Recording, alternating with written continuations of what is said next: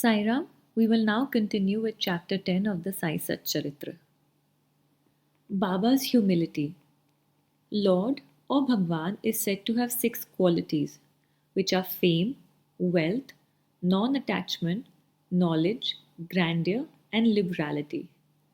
Baba had all these in him. He incarnated in flesh for the sake of bhaktas. Wonderful was his grace and kindness, for he drew the devotees to him, or how else could one have known him? For the sake of his bhaktas, Baba spoke such words that the goddess of speech herself could not utter. Here is a specimen. Baba spoke very humbly as follows: Slaves of slaves, I am your debtor. I am satisfied at your darshan. It is a great favor that I saw your feet. I am an insect in your excreta. I consider myself blessed thereby. What humility is this? Though outwardly Baba seemed to enjoy sense objects, he had not the least flavor in them, nor even the consciousness of enjoying them. Though he ate, he had no taste, and though he saw, he never felt any interest in what he saw. Regarding passion, he was as perfect a celibate as Hanuman. He was not attached to anything. He was pure consciousness, the resting place of desire, anger, envy, and other feelings. In short, he was disinterested, free, and perfect. A striking instance may be cited in illustration of this statement. Nanavali. There was in Shirdi a very quaint and queer fellow by the name of Nanavali.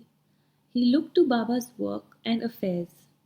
He once approached Baba, who was seated on his gaddi, and asked him to get up as he wanted to occupy the same space.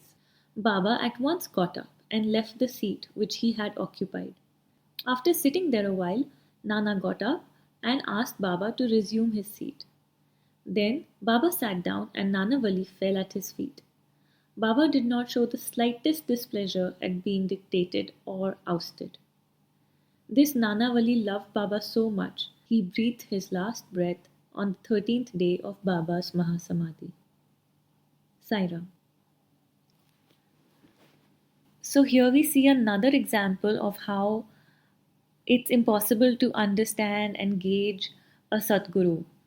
As we were discussing earlier in an earlier story, it is impossible to gauge all the aspects of a Satguru, and it is enough to love them.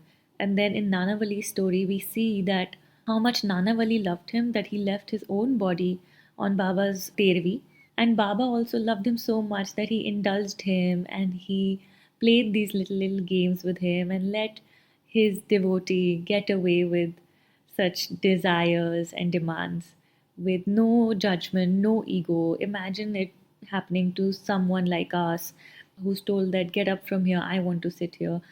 So, this is a lovely confirmation of something we read earlier, that just being devoted to Baba, loving him, and surrendering to him is enough.